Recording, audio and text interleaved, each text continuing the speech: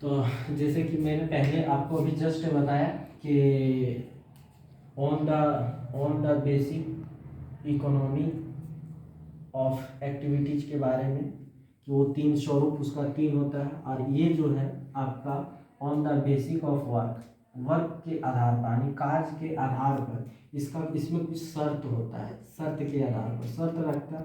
Organise sector में वो sector संगठित क्षेत्र आता है, इसमें जो कार्य करता है उसमें से बड़े कंपनी आ गया, बड़े कंपनी हो गया, सरकारी नौकरी हो गया।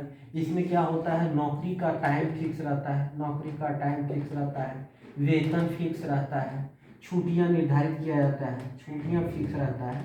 ये ऑर्गेनाइज सेक्टर में क्या आता है, बड़े कंपनी हो गया, इसमें नौकरी फिक्स रहता है, आपको निकाला नहीं जाएगा, वेतन भी फिक्स रहता है। कि ऑर्गेनाइज सेक्टर का मतलब ये हुआ कि ऑर्गेनाइज सेक्टर संगठित क्षेत्र है। इसमें क्या है, इसमें सबसे पहले बड़ी कंपनी आता है और इसमें नौकरी आपका जो है सो फिक्स रहता है, नौकरी फिक्स है, वेतन भी फिक्स रहता है, छुट्टियां भी फिक्स रहता है।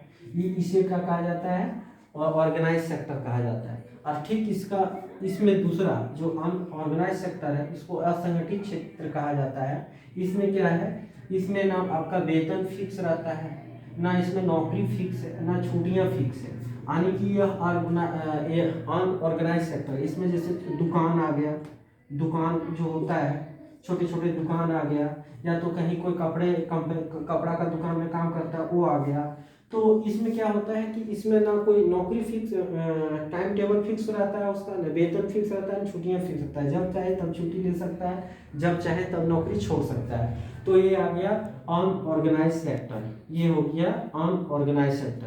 अब हम पहले दूसरा इसमें बताए थे on the basic of entrepreneur, यानी कि स्वामित्व के आधार पर। ये सेक्टर ऑफ इकोनॉमी तीन प्रकार का होता है, जिसमें से दूसरा ये हो गया।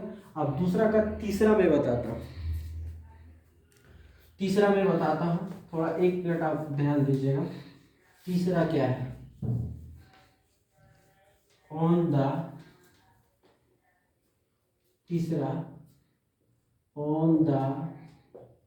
बेसिक ऑफ ऑनरशिप,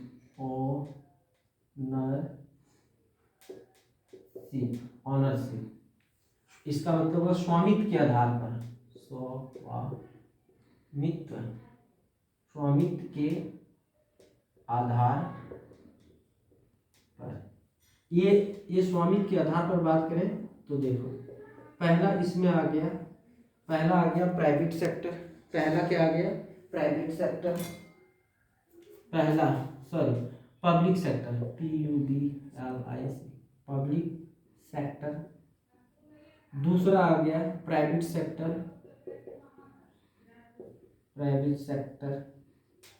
तीसरा प्राइवेट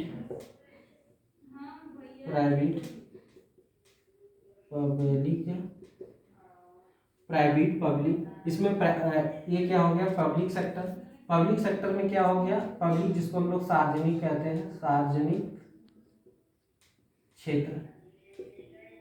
इसका हो गया निजी क्षेत्र। और तीसरा मिक्स्ड सेक्टर, यानी कि कहा जाता है मिश्रित क्षेत्र, अर्थव्यवस्था जिसको कह सकते हैं। और चौथा हो गया, इसको मिक्स्ड को हम लोग ज्वाइंट भी कहते हैं, ज्वाइंट सेक्टर भी कहा जाता है।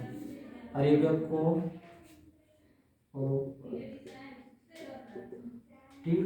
सेक्टर,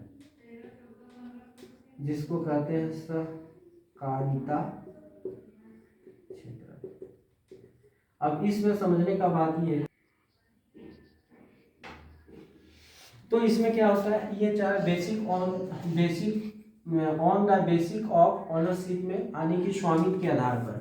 पहला हो गया प्राइवेट सेक्टर मतलब क्या हो गया, इसमें पब्लिक सेक्टर में क्या हो गया, सरकार का इसमें रहता है, जितने सारे एम्प्लॉयड होता है सरकारी रहता है, इसमें सरकारी छुट्टियां रहती है, सरकार द्वारा वेतन दिया जाता है। और इसका मेन उद्देश्य होता है जन वेलफेयर करना, मतलब कल्याण की काज करना, जनता की कल्याण करना। जिस तरह से आप देख रहे हो सरकार प्लान लाती है वो जनता के हित के लिए लाती है, जनता को कोई फायदा नहीं। जैसे स्कूल हो गया, स्कूल में पढ़ाई होता है तो वो जन कल्याण करना चाहता है।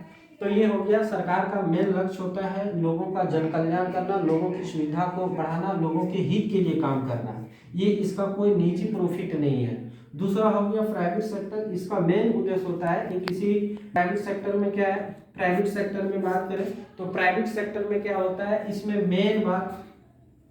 मेन बात होता है प्राइवेट सेक्टर में, इसमें कोई एक निजी व्यक्ति होता है और उसका मुख्य उद्देश्य होता है लाभ कमाना, बेनिफिट अधिक से, उसको जन कल्याण से कोई मतलब नहीं होता है। इसमें एक एग्जांपल ले लो, रिलायंस कंपनी जो है आई है, उसका पब्लिक सेक्टर से कोई मतलब, पब्लिक वेलफेयर से कोई मतलब नहीं, उसका मेन मोटो है जो है सो लक्ष्य कमाना। वैसे और कंपनियां ले लो, सारी कंपनियां का मेन, एयरटेल का भी ले लो तो उसका जन कल्याण करना नहीं होता, उसका मुख्य उद्देश्य है पैसा कमाना। इसमें कोई एक व्यक्ति ओनरशिप होता है। और ये तीसरा है मिक्स्ड इकोनॉमिक्स। मिक्स्ड इकोनॉमिक्स मतलब होता है मिश्रित अर्थव्यवस्था, या तो इसको हम लोग ज्वाइंट सेक्टर भी कह सकते हैं। इसका मतलब क्या होता है, प्राइवेट सेक्टर और गवर्नमेंट सेक्टर दोनों मिलकर कार्य करता है, और इसका भी होता है, इसका उतना प्रॉफिट कमाना नहीं होता है, बट प्रॉफिट कमाना होता है इसका भी, लेकिन सरकार इस पर कस्टडी लगा के रखता है, लगाम लगा के रखता है।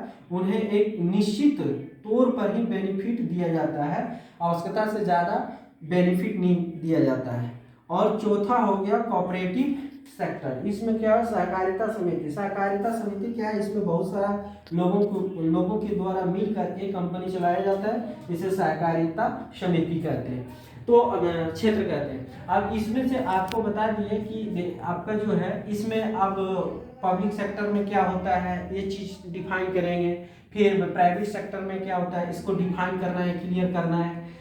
मिक्स्ड इकोनॉमी कौन सा देश लागू किया है, अपनाया है, कोऑपरेटिव सेक्टर में कौन सा आता है। जैसे आप लोग सुने होंगे सहकारिता बैंक जो भी चल रहा है कि कोऑपरेटिव बैंक है, तो वही कोऑपरेटिव बैंक एक आदमी द्वारा नहीं चलाया जाता है, बहुत सारा आदमी के समूह के द्वारा चलाया जाता है। एज पर एक एनजीओ की तरह ये कार्य करता है।